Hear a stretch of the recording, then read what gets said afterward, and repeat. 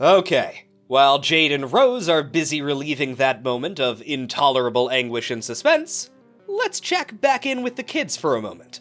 Planning their escape is going about as well as you might expect. We appear to be, in no uncertain terms, completely surrounded. I don't wish to come across as pessimistic, but it's hard to see what possibilities we have for a plan of escape. There has to be something we can do. My dad is counting on us to get out of here and meet up with him. Well, I'm also not wishing to be rude, but... It's okay, Tavi. I don't give a shit about being rude. Harry, your dad's plan fucking sucks. There's no easy way out of this. It was simple enough for him to tell us to escape, but we're the ones that have to actually do it. And that advice he gave you? It was all a load of meaningless bullshit. Don't get caught. Yeah, no shit. Okay. Wow. Vrissy, I know this is a stressful predicament, but I think that's going too far. My dad believes in us, and if he thinks there's something we can do, then there has to be a way. It's the only possibility. Okay, how about this for an alternative explanation?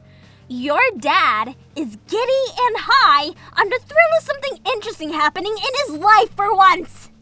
I don't believe this. I've been waiting for my dad to start talking to me again for what feels like forever. You know that. And you couldn't just be happy for me this one time? Oh my God, Harry Anderson! I know you spent so much time crying into your date night popcorn about this, but please, give it a break. Just listen to me for once. This isn't about your hang-ups with your dad, okay? We're in the middle of a war. A war that is, in some part, his fault.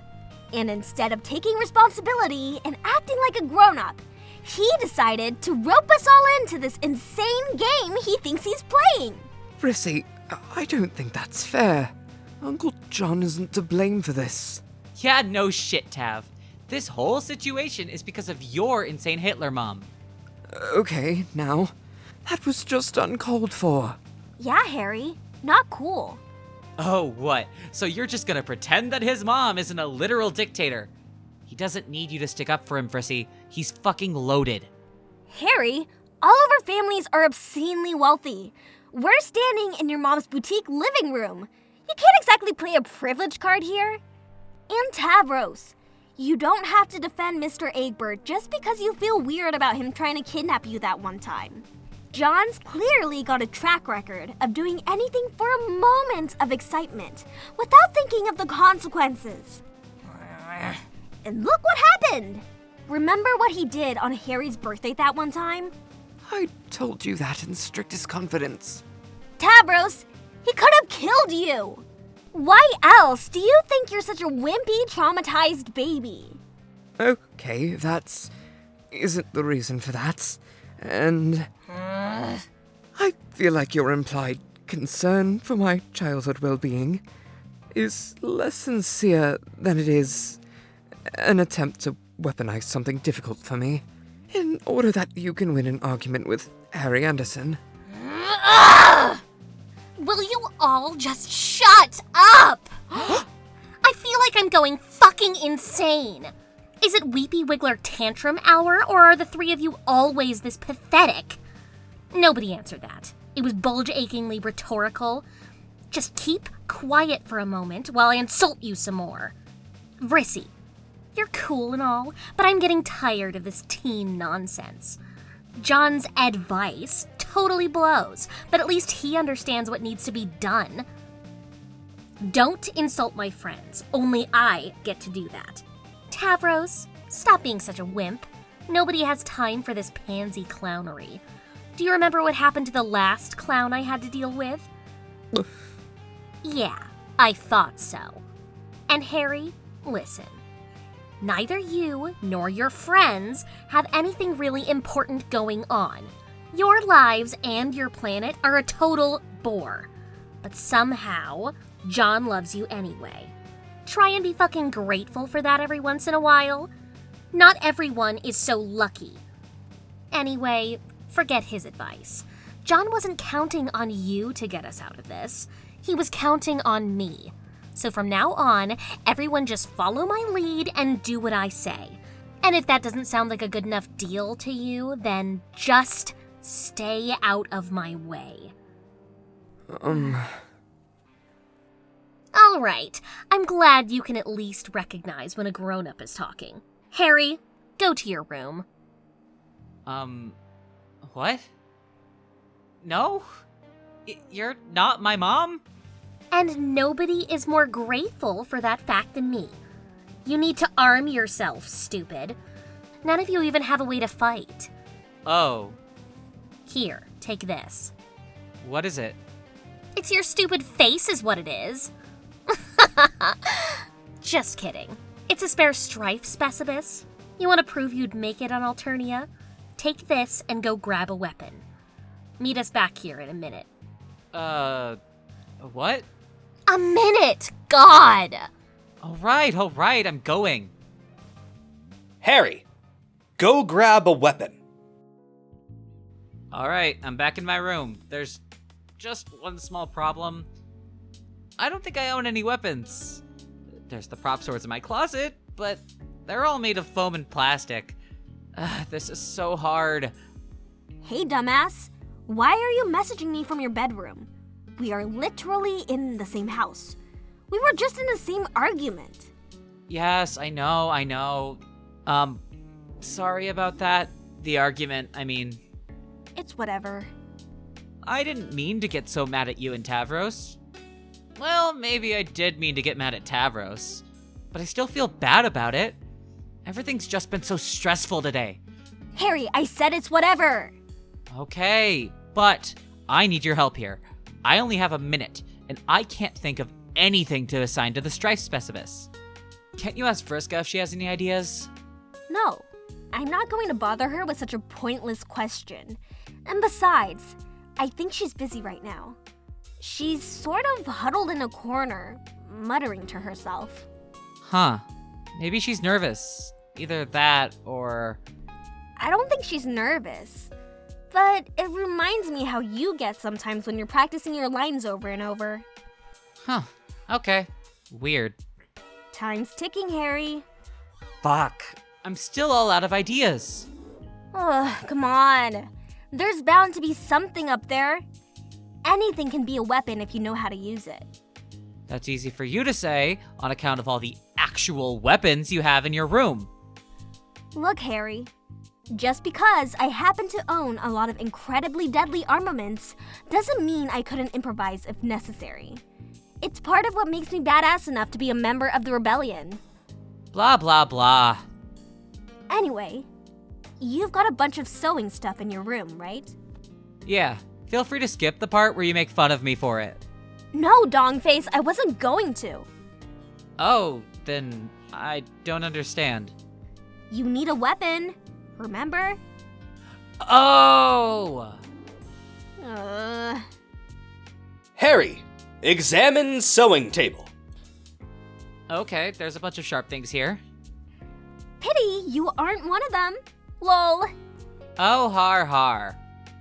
So, what are we working with? It's mostly just pins and needles. I doubt they'll be much good. Are you kidding? Needles are awesome. They're what my mom uses. She could probably skin you alive with a pair if she wanted. Well, I don't doubt that, but maybe not this type of needle. Come on. You know you want to. No, that would be so dumb. These things are way too small. I'd be the world's worst acupuncturist or something. I think I'll just go with this pair of scissors instead. Boo. Harry, acquire scissors. You captchalogue your trusty pair of sewing scissors. You've brought many a colorful character to life with these babies. You're pretty sure you could bring just as many to death with them as well. Harry, select scissor kind.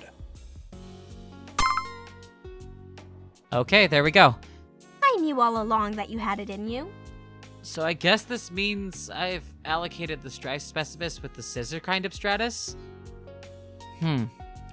Using this weird vocab and stuff feels, well, weird. I'm not sure why, but it seems as though everything that's about to happen is that much more important now. Or maybe it already was, but I just didn't understand how important until this moment. Sometimes maybe all you need to bring a feeling home to you is some nonsense-sounding words that possibly don't mean anything. This is what we learn in the theater. Sounds fake as shit to me. Well, yeah.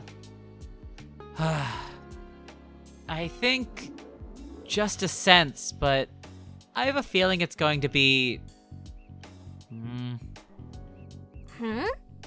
never mind. I lost my train of thought. Okay, well, it can't have been that important. But either way, we don't have any more time for this. Hurry back downstairs.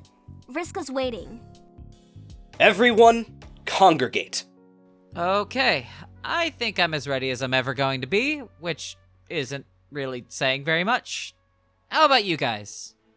Well, in simple terms, we're fucked.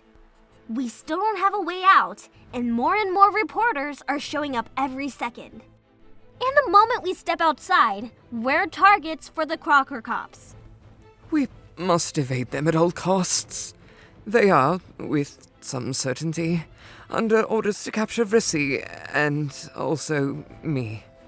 And, I'm not sure whose punishment is likely to be worse. How are you holding up, Tavros? Me? I'm quite well, Harry Anderson. Thank you for asking. Okay. However, I must admit, the thought of our impending pursuit and potential capture makes my blood run cold. Yeah, the more I think about it, the more nervous I feel. I've had stage fright before, but this is ridiculous.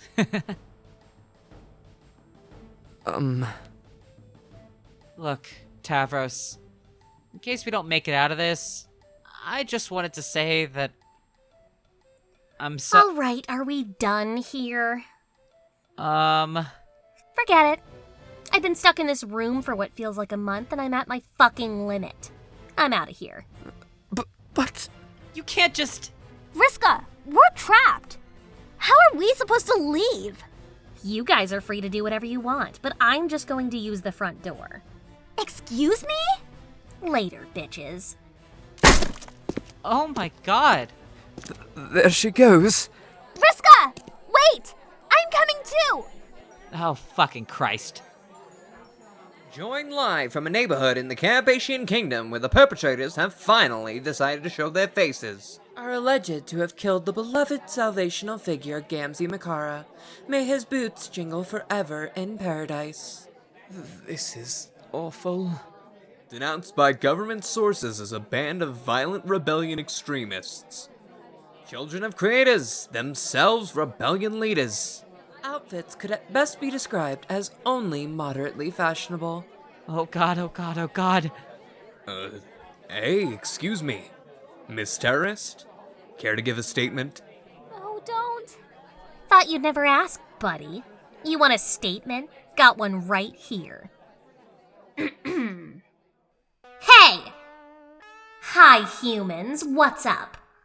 Did all your fucking news grubs turn to the max because I'm only going to say this once? Do you want to know who I am? My name is Vriska Circuit, and I'm the creator this world never knew it had. I left my home behind and put a stop to the demon who burned 2 universes for fuel, all so that this planet could come into existence. Without me, none of you would even be here, capiche? Now, you may have heard people saying a lot of things about us. They want you to believe that we are violent terrorists who want to destroy your religion and your very way of life on the planet you call home. So I just wanted to take a moment to clarify the situation. You fucking bet we are! I've done and seen things that would make every single one of you piss yourselves dead. So I've seen enough to know that this planet is a fucking disgrace. It's a joke! And not even a very good one. This planet is a sad little joke of a world squatting inside of the biggest, lamest joke in the history of existence.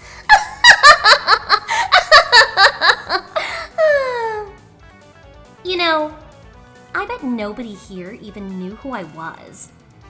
Everything I did for you. You didn't need some idiot clown to redeem you. Everything you needed was already here. Because I fucking built it for you. And after all that, you couldn't even have the decency to be boring and nice to each other. So guess what? The carnival's over. I killed that Harlequin son of a bitch, and I hope he burns in clown hell forever. But for the crime of falling for his disgusting lies, your society, no, your whole planet, it deserves to burn straight to mega hell. And I'm gonna be the one to fly it there.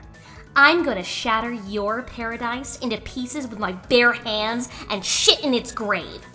How's that for a fucking statement? You got all that, Jane Crocker? Do you understand what's coming for you? You've messed with Vriska fucking Circuit. And she has had enough. Vriska, snap. A whole bunch of things start happening at once. Here are just a few of them. In the blink of an eye, Vriska is airborne. She has, evidently, and by her own admission, had enough. She reaches out with incredible speed and grabs the microphone that was brandished at her a moment before. In one smooth motion, she helicopters it around her head by the cord and sends it hurtling into the face of the witless journalist whose needling questions had been so irritating. He sprawls in the driveway, two rivulets of red starting to spring from his expertly broken nose.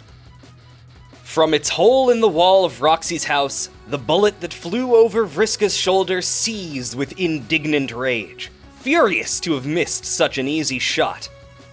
It is swiftly joined there by a half a dozen more. The secret police has begun to open fire with a vengeance, if not a great deal of accuracy. Even before her first victim hits the deck, Vriska is already winding up a punch to the jaw of the next. She's wedged some of her signature octahedral dice between her fingers as a makeshift knuckle duster.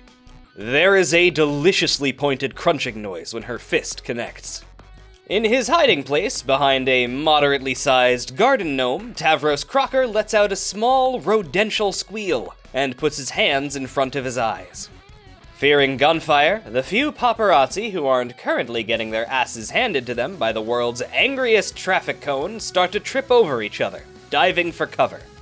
A small fortune's worth of very expensive recording equipment is dropped and promptly shattered on the ground in the ensuing scuffle. The instantaneous loss of such a large sum of money causes a substantial drop in the ambient air pressure and conjures up a stiff breeze. Tucked inside of a small, yet accommodating shrub, Harry Anderson worries that he might be forgetting how to breathe. He takes a series of gasps, in and out, just to be sure, and clutches his scissors very tight. The stiff breeze comes in at a cheerful 5 on the Beaufort wind force scale. Fresh. Tavros wishes he had chosen a bigger gnome. Bullets continue to fly stupidly wide, and Vriska tosses her dice into the air without even looking. In a single beat of her fairy wings, she zips over to a nearby car, reaches underneath the front fender, and lifts. The fluorite octet tumble end over end, and the gunshots seem for a moment to coalesce into the sound of a thunderous roulette. Vriska is now holding the car end on above her head, its burglar alarm wailing in protest. In a dance-like motion, she spins in space once, twice, before loosing the vehicle skyward like an Olympian might a hammer. The press are fleeing for their lives, their professionalism and trashed equipment abandoned.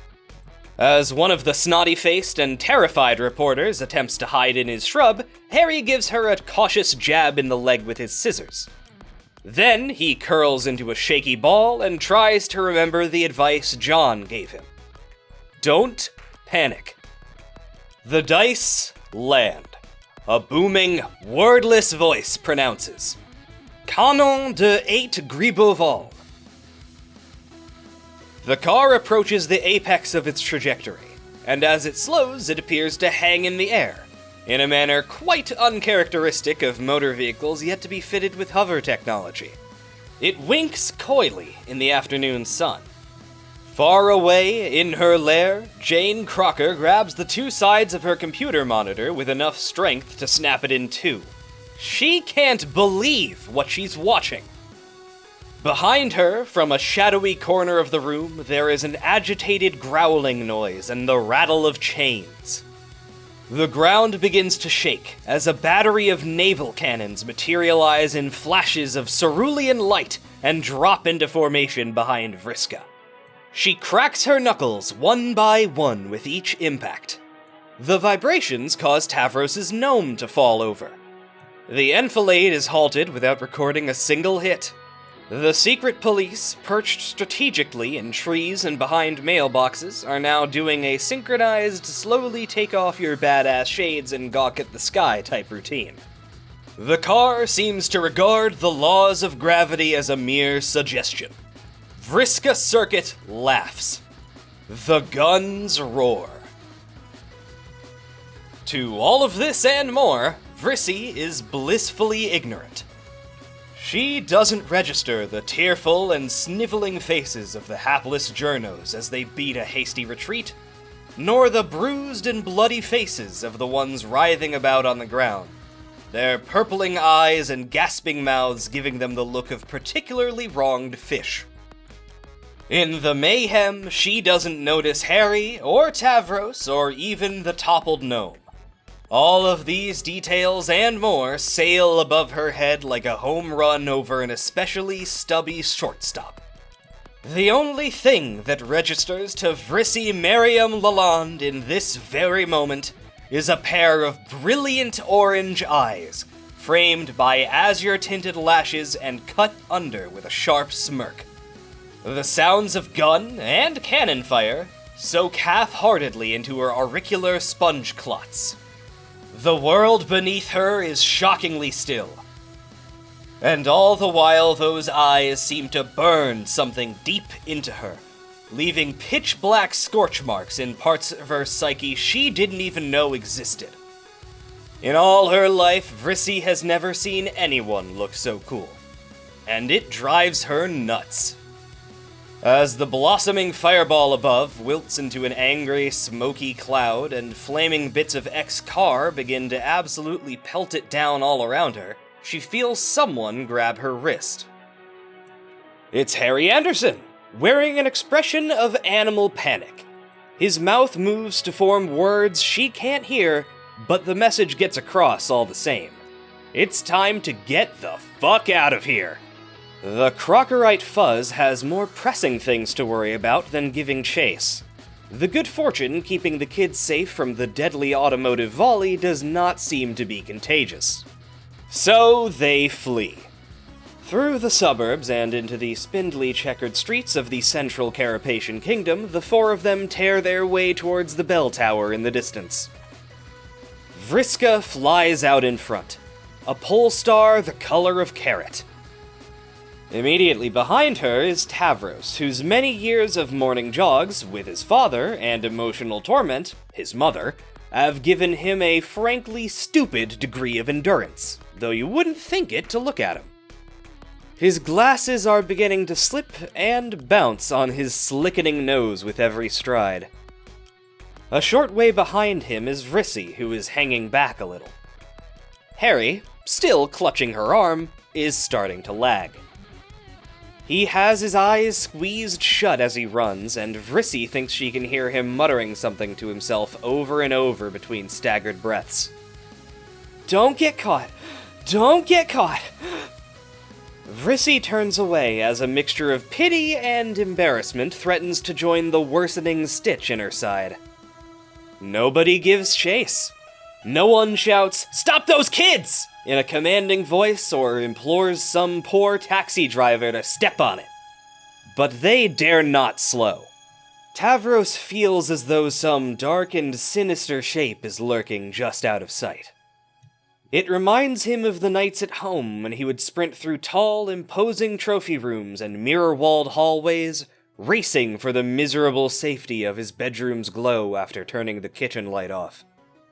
Oh, what he wouldn't give to be back there now.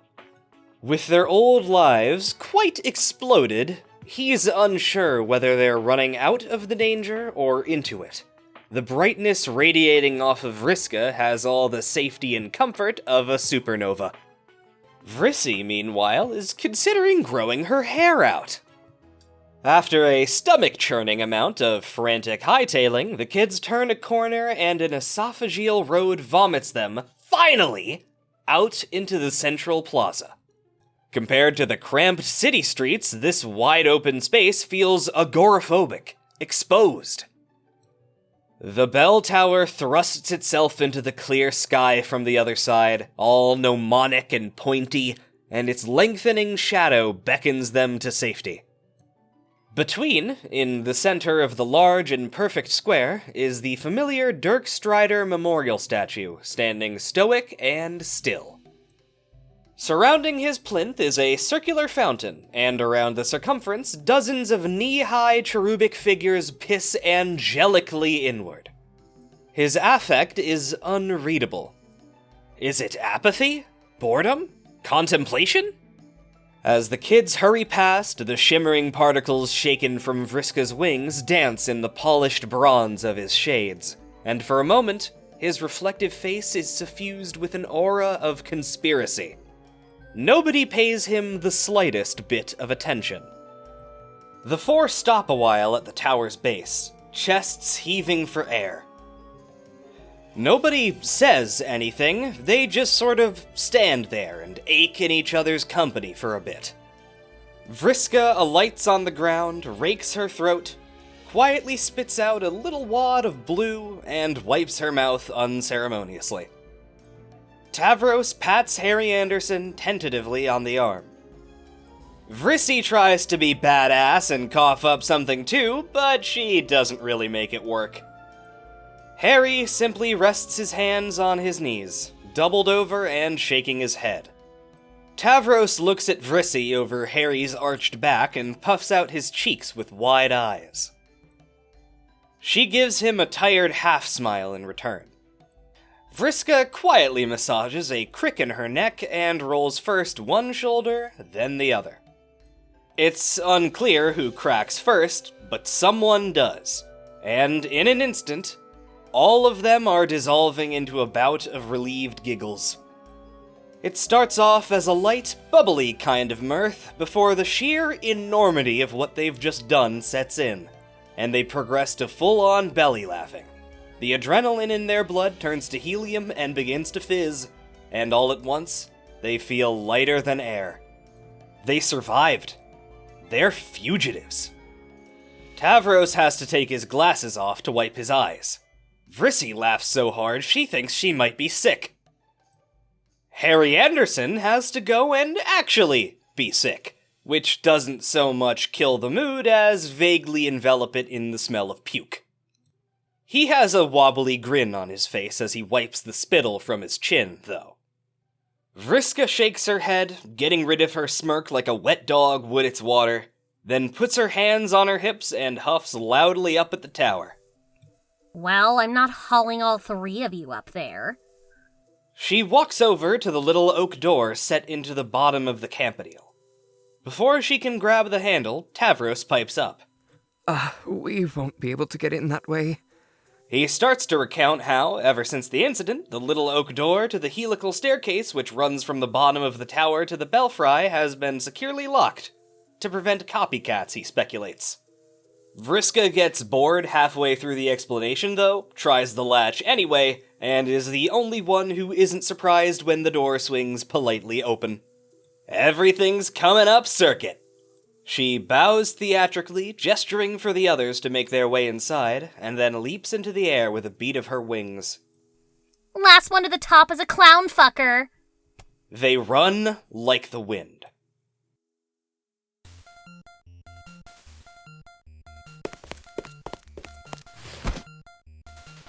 You made it! I knew you had it in you. Aw, thanks, Of course we made it, John. It was a walk in the park. I had some of my best moves planned out. I gave them the speech of a fucking lifetime, and then they all just ran away without even trying to fight back properly. Frankly, I'm a little insulted by just how easy it was. But you must have known it would be a piece of grub cake. After all, we had me there. Oh, Vriska. It's nice that you're basically the same person you've always been.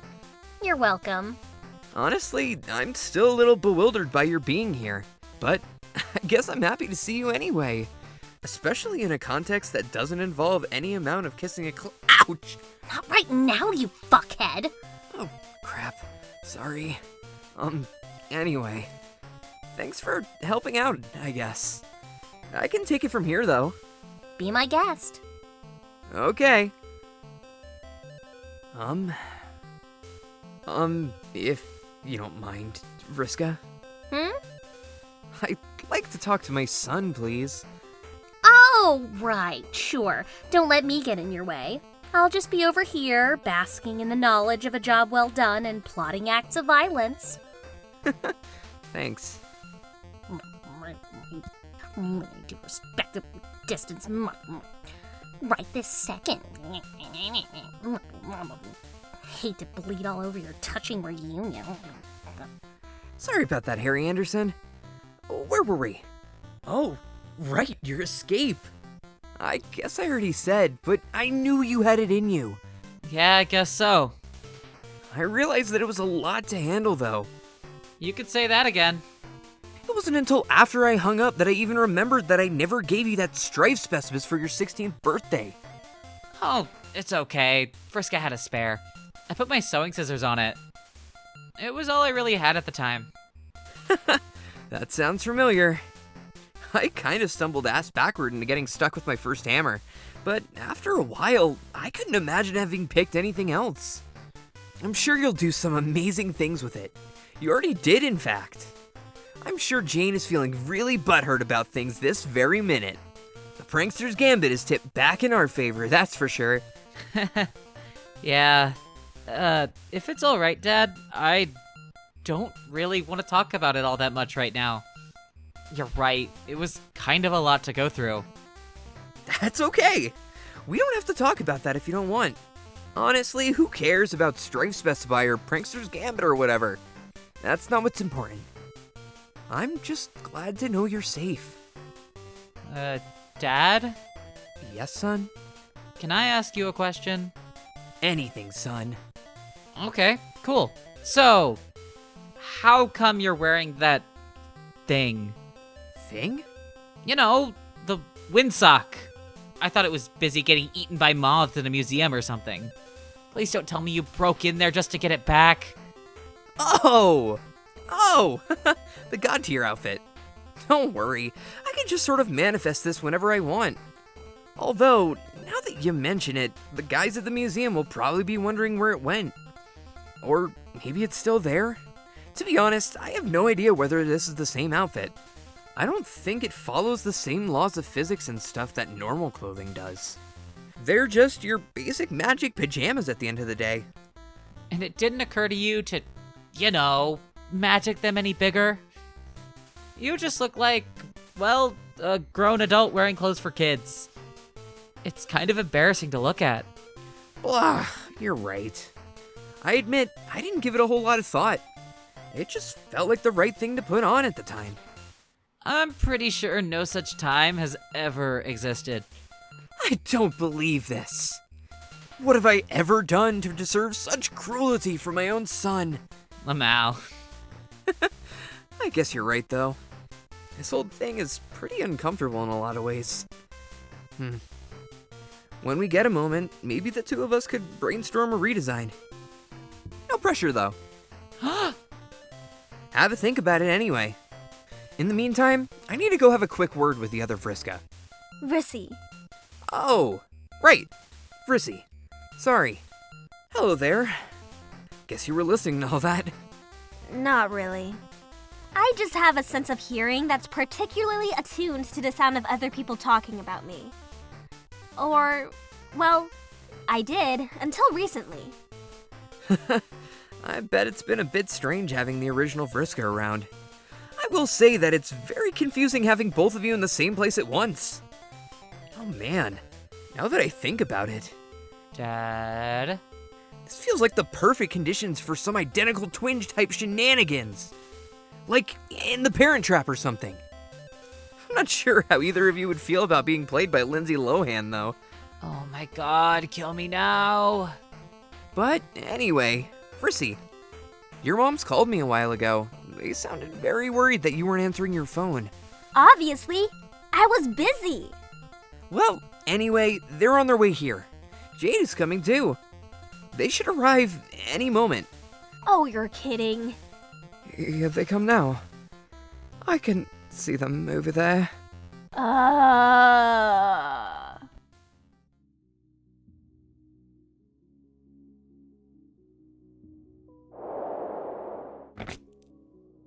Hey guys! Ha! Rose! It's so good to see you! Even though I guess we saw each other not even a day ago.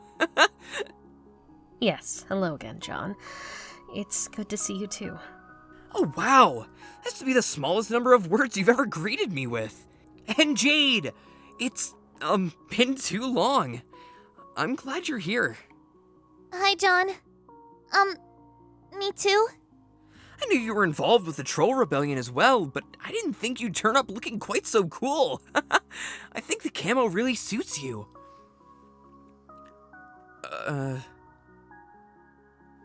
Jade? Is everything okay? You seem a little out of it. Oh! I'm fine, John. Everything is fine. It's just, Rose, a little help here? I think what Jade is trying to say is that,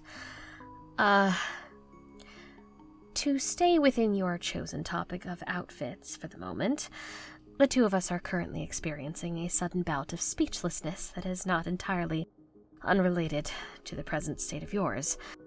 Which is to say, the pajamas. I've heard of suns out, tums out, but this is a little extreme. Anyone would think you didn't know that there's a war on. Not to be rude, of course. No, it's alright, Rose. I've already heard the same thing from Harry Anderson. In fact, if anyone else would like to criticize the clothes, now's your chance. Please feel free to form an orderly queue right here. Kanaya, I'm sure you've got something to say about it, right? Kanaya? Do not mind me, John. I am simply making quite sure that my daughter over here is alright and not causing any more trouble than I am certain she already has. And not the good kind of trouble, which involves acts of misbehavior towards figures and structures of immense corruption or maleficence. Such as the kind of trouble we are in presently and will continue to be in while our cause remains true. Meanwhile, I trust my wife, whom I love utterly, to make known to you everything that is happening at the present moment, without tactical omission, in a manner that is comprehensive and unexpurgated. Alright then. So, what's up, Rose? That does seem to be the question, doesn't it? The situation is difficult to describe. Aw, I'm sure it's not all that bad. I mean, sure, I guess we are in a bit of a complicated mess, especially ever since Vriska showed up, killed Gamzee, and declared herself and the rest of us terrorists or something. You're welcome. But it's nothing we shouldn't be able to think our way out of, now that we're all together, right? John, there's something I need to tell you. There's no point in hiding it anymore. Jade's words, spoken in nothing more than a dramatic whisper, nevertheless seemed to echo in John's ears. Her face is somehow in shadow despite the sunny day, and John swears there's even an unexpected chill in the air. He feels a nervous, prickling sensation crawl its way up his spine. The windmills in John's brain slowly start to creak into motion. It must be something big. Something really big. Something so big that his sister would come all the way here to tell him in person, abandoning her scouting mission in the middle of an armed conflict to do so. As well as her husband, John realizes with a start, as Dave's curious absence finally brings itself to his attention. Hot on the heels of that realization is another, and another, and then another. Jade's mouth moves without a sound now. The wind that only exists in John's head is drowning out everything she's saying, as it whips itself up into a gale and his mind races frantically towards a conclusion. All at once, he reaches the eye of the storm. And then, from somewhere out of a half-remembered dream, comes the sensation of falling. A burning golden city. A girl's screaming. There is only one thing that Jade Harley has ever valued so highly above everything else. Even her own life. Family. Jade, are you pregnant? Jade finally looks up at him. Her face is wide-eyed and angry? What? No, John, I'm not fucking pregnant! Oh, Putting aside the fact that that's completely impossible for a whole bunch of different reasons, why would you even say that? Weren't you listening to what I was saying? I was, Ugh, now I have to start all over again! John, I have a daughter. She's almost Harry Anderson's age. You have a daughter? Yes. You've had a daughter? Yes, John. Wow. I'm a little shocked about this. I mean, you have a daughter? Yes, John, I have a daughter. I have a daughter, John. In fact, I have had a daughter for quite a while. I'm sorry. I'm just struggling to process this a little bit. If she's nearly Harry Anderson's age, then that means you've had a daughter for what? I guess that must be around 15 years? Yep. Wow. I'm not sure how to feel about this, John, I have had a daughter for 15 years and I didn't tell you about it. I am so very sorry if that hurt your oh-so-precious feelings.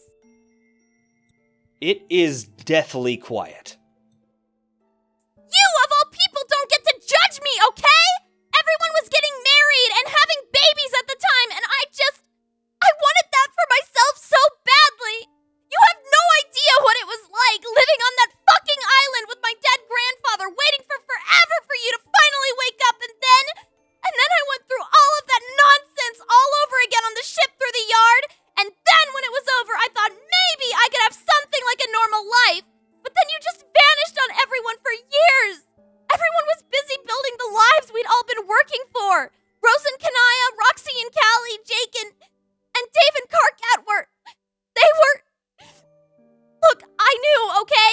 I knew that on some level they just didn't want me there. I knew the plans they had for each other even when they didn't. And it was clear that I didn't fit into those plans, but they just wouldn't admit it. I tried so hard to get them to see what they wanted, but it just didn't work.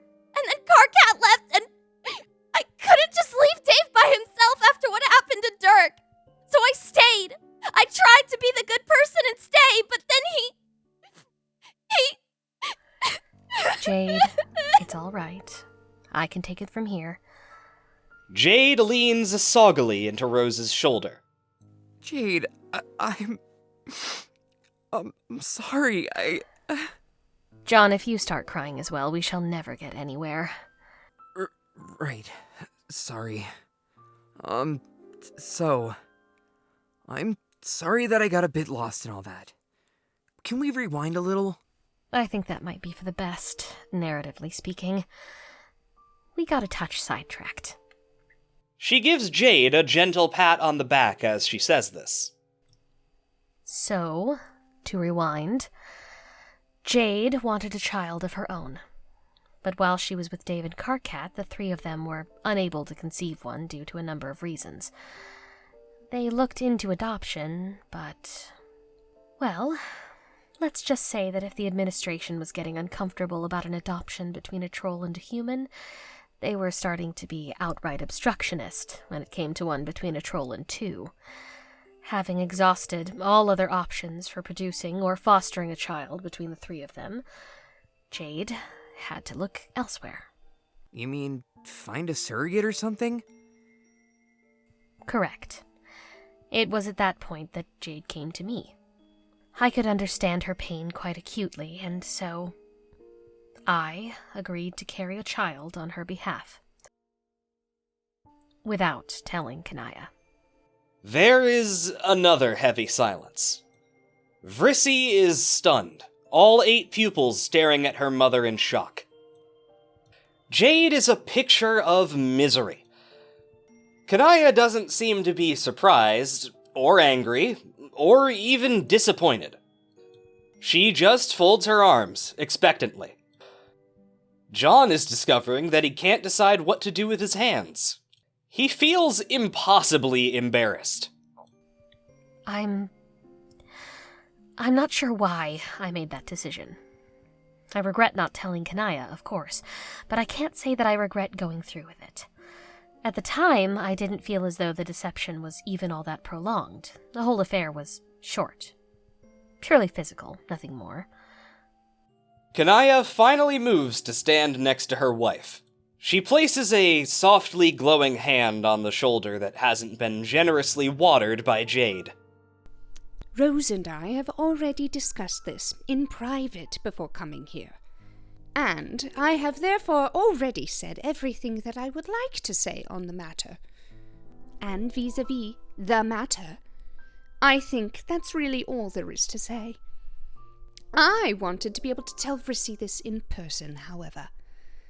Moreover, for her benefit, and for that of everyone else, I feel in my capacity as a mother and leader, I should make it clear. This is not something that will undermine Rose's and my relationship. Neither as comrades or as a couple. I am upset at being lied to, and for no other reason. And in particular, I would like to make it understood that I do not and never will see Jade as having jeopardized our marriage through the simple crime of wanting to be a mother. If anyone in this world understands the length to which a person will go to achieve such an end, then that person is me. As she says this, Kanaya looks at Vrissy, and it's a look all filled to bursting with 2 universes and countless lifetimes worth of love and maternal devotion. To all observers, Vrissy is either on the verge of bursting into tears or gagging. It really could go either way. So, just to get this straight in my head, Rose, if you're the mother, then since obviously neither Dave or Karkat is the father, who is? Rose's expression has the patience and tranquility of a mountain. Jade's is made of knives. John, there isn't a father. Jade and I are the sole parents of this child. Oh, I'm so sorry. I didn't think... That's quite all right, John. Although you might like to direct that apology more towards your sister. All I will say is that if you would like to take up the particulars with us, some other time... Here, Rose looks pointedly at the various teens dotted about the belfry, all of whom are remarkably interested in the local architecture all of a sudden. Then I'm sure Jade and I can walk you through some basic concepts. No. It's, I'm... About to change the subject? Okay. So, how did you hide the pregnancy? Oh, that was simple. The gestation period was substantially reduced. I carried the baby to term in just under 2 months. Since she was unfamiliar with human pregnancy at the time, I assume Kanaya simply thought I was looking a little more substantial than usual, and didn't think it polite to comment. In defense of my observational skills, I feel like I should point out that you had recently recovered miraculously from a debilitating and potentially fatal illness. A state in which you were exceptionally malnourished, to say the least. Well, quite. Anyway, with the messy part finished, all that was left was the trifling matter of Jade and I raising the child together in secret for 15 years. a task that was performed flawlessly until a few short moments ago when she became the political prisoner of a certain Jane Crocker. Oh my god. That... No offense, Jade, but that bitch! So this, finally, is the predicament that we are presently faced with. Jane has taken Yiffy hostage in retaliation for our supposed kidnapping of her son and the murder of her former favorite clown. The fact that only one of these things actually happened, and that the rebellion is responsible for neither of them, will not matter to her in the slightest. The woman means murder. Christ. Okay. I think I understand everything. Wait! You mean to tell me not only do I have a sister, but you named your secret child Yiffy? Vriska quietly settles on herself as a high-five partner. With geological slowness, Rose turns to face her one reasonably named daughter, a tinge of embarrassment coloring her face for the first time this afternoon. Well, no. We didn't call her Yiffy. That would be a quite ridiculous thing with which to burden a child. Her full name is Yiffany Longstocking Lalonde Harley. Vrissy looks as though she is about to shit the bell tower they are standing in, brick by brick. It was, in hindsight, a monumentally terrible decision, acting as the final chapter in a long series of novels, each one full of progressively and more terrible decisions than the last. But that is the name we decided upon. You have to understand, this whole situation ended up playing out a bit like an ironic game of chicken between the two of us. Something that far outstriped anything that the Strider fraternity could have produced in their wildest, most JPEG'd creative wet dreams. But in the end, that triumph of irony came back to bite us in the fucking ass, as irony is wont to do. There was absolutely no possibility of us casually letting you all know that, by the way, we had a secret daughter named Yiffany Longstocking. At least, not right away. But carapacian change of name paperwork is so complex and circuitous that eventually, keeping quiet forever just seemed like the more reasonable option. So, here we are. Everyone lapses into a third meaningful silence, one which has an air of finality about it, as they collectively contemplate the here that they are. They have plans to make.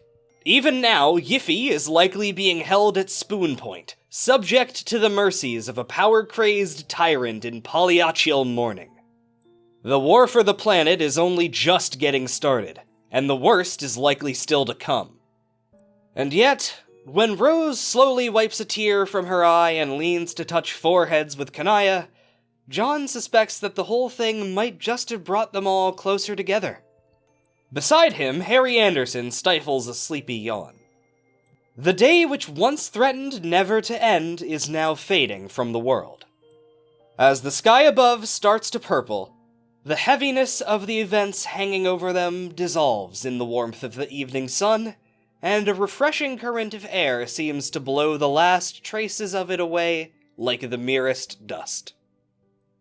It's only later that night, in the mess hall on board the Rebellion ship, that John absent-mindedly turns to Jade and asks, So, where's Dave?